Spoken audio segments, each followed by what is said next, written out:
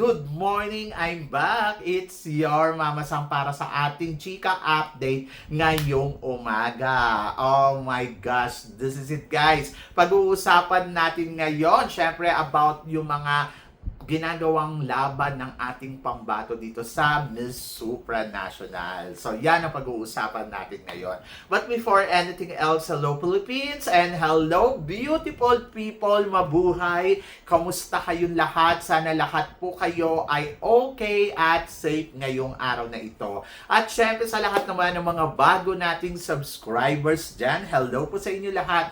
Maraming salamat guys sa pag-subscribe ninyo syempre dito sa channel ko.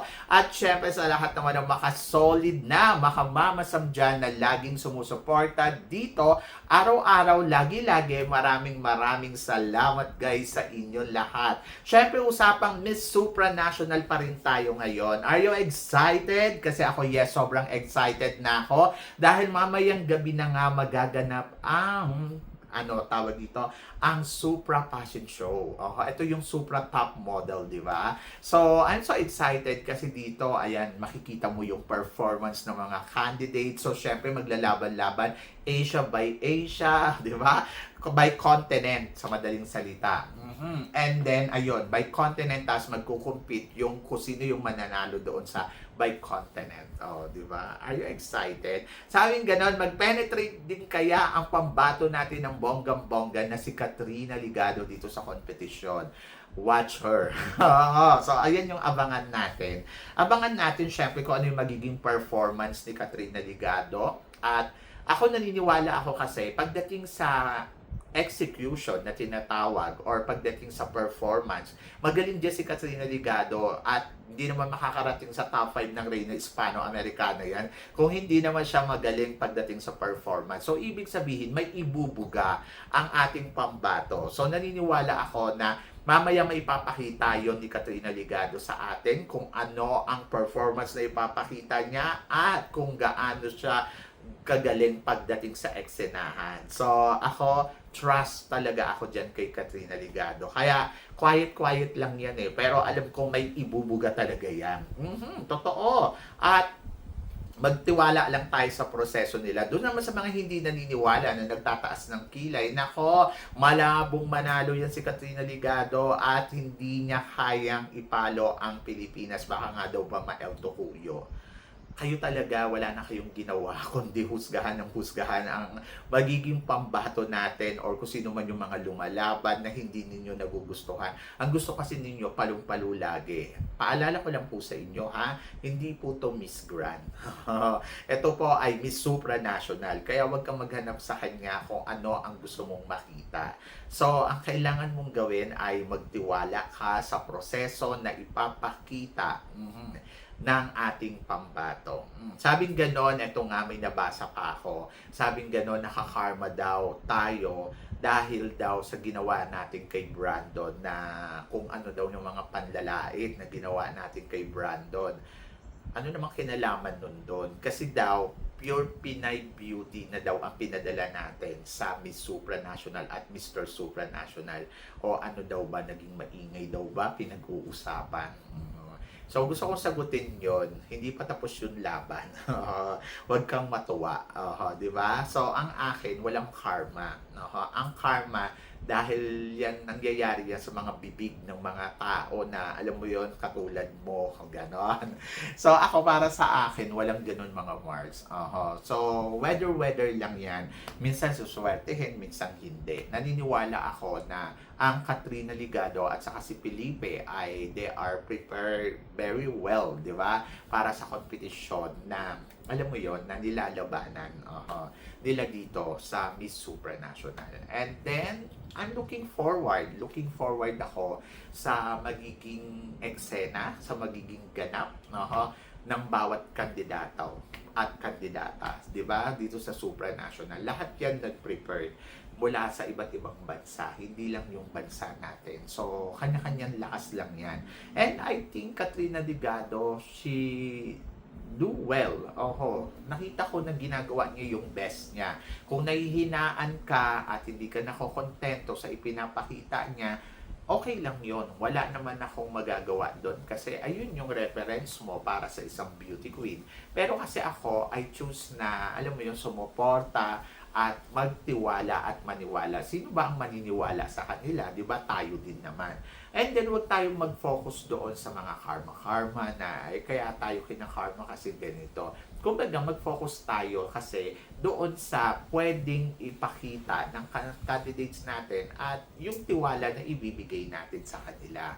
So, kung ano man yung maging resulta, this is a competition, sabi ng ganon, may nananalo, may natatalo. So, doon tayo sa kung ano yung kakayahan ng bawat isa. So, nakikita ko naman na ginagawa naman ni Katrina at feeling ko naman excited siya. So, wala akong ano doon. Kumbaga parang laban lang. Support. Ayaw nyo supportahan, pero reklamo kayo ng reklamo. Ganon. So, doon naman kay Felipe Marisigan, feeling ko naman, tumataas naman yung ranking niya ngayon kasi nung nakaraan, wala siya sa top 5 list ng mga prediction. Ngayon, ay nakikita na natin na umaangat na siya. So, isa na siya sa mga pinag-uusapan talaga. At nakikita ko din naman na ginagawa din niya yung part niya. So, gwapo, maginoo, at talaga namang matangkad ang ating pambato sa Mr. Supranational. So, I'm so happy. So, feeling ko, aariba yan. So, abangan natin yung kanilang competition. Ayan nga, so mamaya magsisimula na yung top model. Ngayon kasi, syempre nag-i-enjoy yung mga candidates eh. So, kanya-kanyang banding pa. So, wala pa naman yung masasabi natin na parang ayan na. So, may mga challenge, lumalabas na yung mga interview. So, syempre, kayo katulad nga sa Super Chat, o di ba? Supra Chat pala. Eh, sa Supra Chat, syempre, hindi naman natin binoto si Philippines eh. Charot. Hindi. Ang ibig ko ba sabihin ay nakitaan talaga ng potential at galing doon si Indonesia. At ibigay natin yung kay Indonesia. Kung sa tingin ng organization, so si Indonesia ang isa sa mga pwedeng manalo, eh bakit hindi? O, di ba? So magaling naman eh. So wala naman ako nakikitang pangit sa ipinapakita ni Indonesia. Kumbaga ginagawa naman niya talaga yung best niya. At maging happy tayo for her. Para, alam mo yun, iwas-iwas din sa karma. Huwag masyadong laitera. Charot. So, yan. So, ako, not against. Go lang. Di ba? Go to the flow. And then, pagdating naman dito sa mga candidates naman, yan, katulad niya, si Katrina Ligado at saka si Icon Yalak. Very close sila. Natutuwa ako. Kasi kahit pa huling nakarating si Icon Yalak sa competition, alam mo yon, nakabuild pa rin siya ng relationship sa Team Asia, katulad ni Indonesia, Philippines, at roommate sila ni Philippines. Nakikita ko na very sweet sila sa isa't isa. Maganda ang relasyon na meron sila. At happy ako doon. At happy ako dahil may kaibigan si Ai at may kaibigan si Katrina ng ganito na alam mo yung grabe yung bonding nila yan. Ewan ko kung napapanood ninyo. Napapanood ko, parehas sila ng styling, parehas sila ng damit, parehas sila umora, di ba? Ang gandang panoorin, ang gandang tignan. So yun. So ako para sa akin, good job Philippines at good job Thailand. So, hindi man sila manalo, alam mo yun, panalo yung friendship na binuo nila. At yun ang bongga doon. Pero kasi dito sa competition, syempre, at the end of the story, competition pa rin to. So, kanya-kanya yung ipapakita eh. Pero yung support nila sa isa't isa, nandoon. So, yun ang maganda sa supranational, di ba? And I'm so excited mamaya magkakaalaman sa laban kung sino ang strong. Pero syempre mag-expect ka, magpe-penetrate ang Asian talaga. Dahil si Icon Yalak ay naku, panalo to pagdating sa rampahan, di ba? Panalo yan. At syempre, may ibubuga din dyan ang Indonesia. Kasi matangkad si Indonesia. Hindi natin alam. Si Indonesia kasi laban na laban din. Sa totoo lang. Pero magtiwala nga tayo sa proseso. Katulad ng ipapakita, syempre, ng ating pambato na si Katrina Ligado. Ako may tiwala ako sa kanya. Kakayanin niya to ng bonggang-bongga. So, let's see mamaya. And then, of course, abangan ninyo ang magiging reaction ko ng bonggang-bongga sa mga magiging resulta ng Supra Model. O, diba? So, yun. Ikaw ba? Excited ka ba? Dapat ma-excite ka. Dapat matuwa ka. So, yon. So, ikaw ba, tingin mo ba kay Katrina Ligado talaga? So, kaya ba ni Katrina mag-penetrate talaga ng bonggang-bongga dito sa competition ng Miss Supranational?